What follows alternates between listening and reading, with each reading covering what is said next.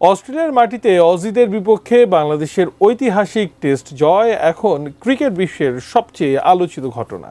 অন্যান্য কিংবদন্তি ক্রিকেটারদের মতো শান্তদের অবিশ্বাস্য এই সাফল্যে বাকরুদ্ধ দক্ষিণ আফ্রিকার সাবেক অধিনায়ক এবি ডিভিলিয়ার্স।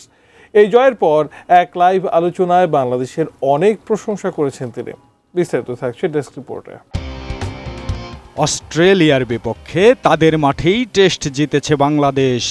অবিশ্বাস্য এই জয়ে ক্রিকেট বিশ্ব যেমন অবাক, তেমনি দক্ষিণ আফ্রিকার সাবেক অধিনায়ক এবি ডিভিলিয়ার্সও হয়েছেন বিস্মিত। শান্তদের এমন দুর্দান্ত পারফরমেন্স দেখে তিনি রীতিমতো বাকরুদ্ধ। তবে মাঠের লড়াইয়ে এমন জয় টেস্ট ক্রিকেটের জন্য ভালো এক বিজ্ঞাপন বলে মনে করছেন প্রোটিয়া এই কিংবদন্তি। সেই লাইভ আলোচনায় ডিভিলিয়ার্স বলেন, টেস্ট ক্রিকেটের জন্য বাংলাদেশের এই জয় দারুণ এক খবর।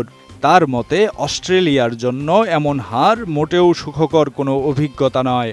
অজিদের নতুন করে ক্রিকেট নিয়ে ভাবার পরামর্শও দিয়েছেন তিনি।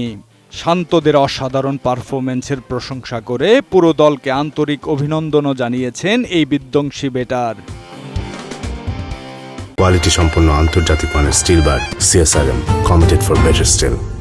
বাংলাদেশের সামনে এখন দক্ষিণ আফ্রিকা সফর রয়েছে। প্রোটিয়াই তারকা মনে করেন সফর শুরুর আগে বাংলাদেশের এমন উন্নতি প্রশংসার দাবি রাখে। তার মতে টেস্ট চ্যাম্পিয়নশিপে বাংলাদেশ এক পরাশক্তি হিসেবে আবির্ভূত হতে পারে। তবে জয়ের এই ধারা মেহেদী মিরাজরা সামনের দিনগুলোতে ধরে রাখতে পারবে কিনা সেটাই এখন দেখার বিষয়। ম্যাচের গতি প্রকৃতি বিশ্লেষণ করে ডিভিলিয়ার্স আরও জানান, টস জেতার পরেও অস্ট্রেলিয়ার হার মেনে নেওয়া কঠিন। সাধারণত অজিরা আগে ব্যাট করে বড় সংগ্রহ গড়ে প্রতিপক্ষকে শুরুতেই ম্যাচ থেকে ছিটকে দেয়। এরপর ফাস্ট বোলারদের দিয়ে প্রতিপক্ষকে গুড়িয়ে জয়ের পথ সুগম করে। তবে বাংলাদেশের লড়াকু মানসিকতার কাছে এই কৌশল এবার কাজ করেনি বলে তিনি উল্লেখ করেন। রসিকতা করে কিংবদন্তি এই ক্রিকেটার নিজেকে বাংলাদেশের জন্য সৌভাগ্যের প্রতীক হিসেবেও দাবি করেছেন। তিনি জানান, সম্প্রতি বাংলাদেশের ভক্তদের সঙ্গে তার দেখা হওয়ায় দলটির ভাগ্য ফিরেছে। অবিশ্বাস্য এই বিজয় অর্জনে বাংলাদেশের প্রতিটি ক্রিকেটারের পরিশ্রমকে বড় করে দেখছেন ডিভিলিয়ার্স।